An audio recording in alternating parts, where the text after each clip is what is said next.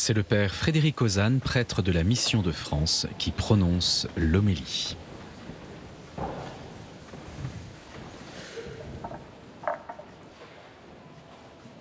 Je suis une cruche percée. Dieu, qu'elle est loin la nuit de liesse où j'ai trouvé ta main. Par habitude, je te cherche sur le canapé, mais t'es pas là, mais t'es où? Vous avez peut-être reconnu la chanson de Vianney. C'est tout à fait l'évangile de ce matin. Marie et Joseph, ne trouvant pas Jésus parmi leurs parents et connaissances, retournèrent à Jérusalem en continuant à le chercher. On vient pourtant de fêter Noël avec des Jésus partout dans nos crèches, et particulièrement dans cette magnifique église. Mais t'es pas là, mais t'es où? La boule du sapin, ce matin, est vide. Cette absence de Jésus n'est d'ailleurs pas qu'au début de l'Évangile, elle est aussi à la fin.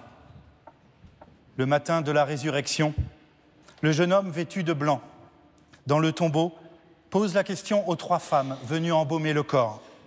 Vous cherchez Jésus de Nazareth, le crucifié? Il est ressuscité, il n'est pas ici. Comme mon neveu de 2 ans, dont l'un des premiers mots aura été, quand il ne veut pas s'arrêter de jouer, dont l'un des premiers mots aura été « encore », comme beaucoup de pitchouns d'ailleurs.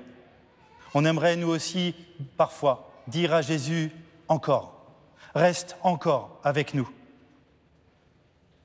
Mais Jésus semble toujours être ailleurs.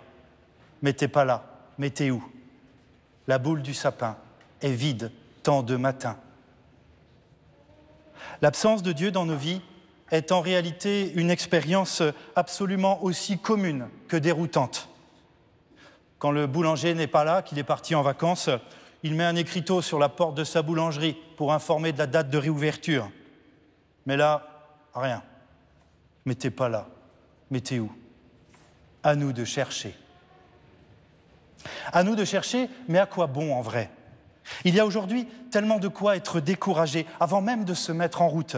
Tellement de violences incompréhensibles qui nous laissent sans voix, quelle qu'en soit l'origine, comme le harcèlement scolaire ou familial, comme l'endettement imprévu de certaines entreprises qui remet en cause la poursuite de leurs activités, la sanilisation de nappes phréatiques des Philippines à la Guyane, des relations compliquées avec ceux qu'on aime, un cyclone à Mayotte. Il y a dans notre monde des violences aussi cruelles que celles de Gladiateur II.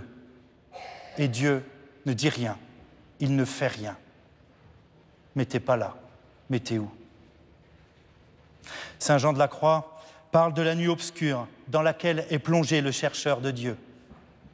Il y a décidément du tragique dans la foi chrétienne. Tant qu'on ignore tout de Dieu, on ne sait rien de cette nuit. Et tant qu'on ignore tout de cette nuit, on ne sait rien de Dieu. De fait, Dieu est toujours ailleurs. On pourrait bien s'en habituer, de fait. On pourrait bien s'en habituer et vivre du coup notre vie sans lui.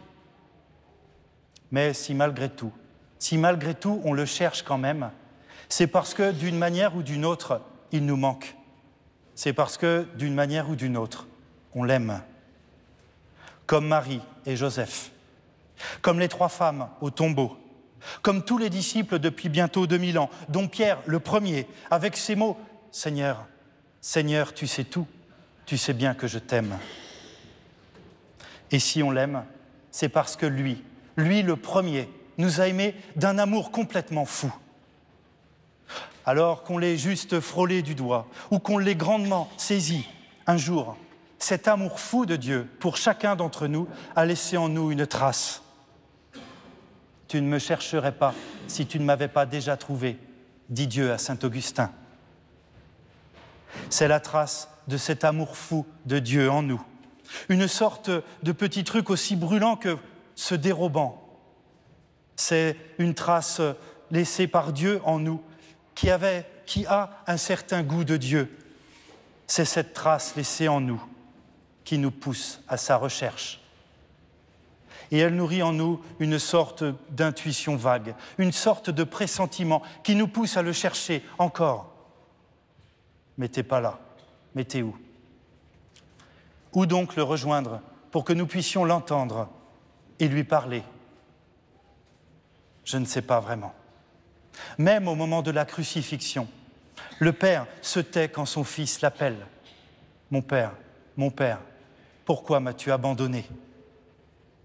Alors simplement peut-être que l'on peut s'ouvrir au silence de Dieu en rejoignant le silence en nous-mêmes. De fait, nous portons tous en nous un silence où se tairent les soucis les plus légitimes et les peurs les plus terribles, c'est vrai. Mais nous portons aussi tous en nous-mêmes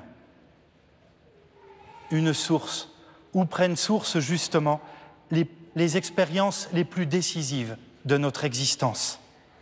L'amour, l'amitié, le sens de la beauté et le sens de la splendeur de Dieu.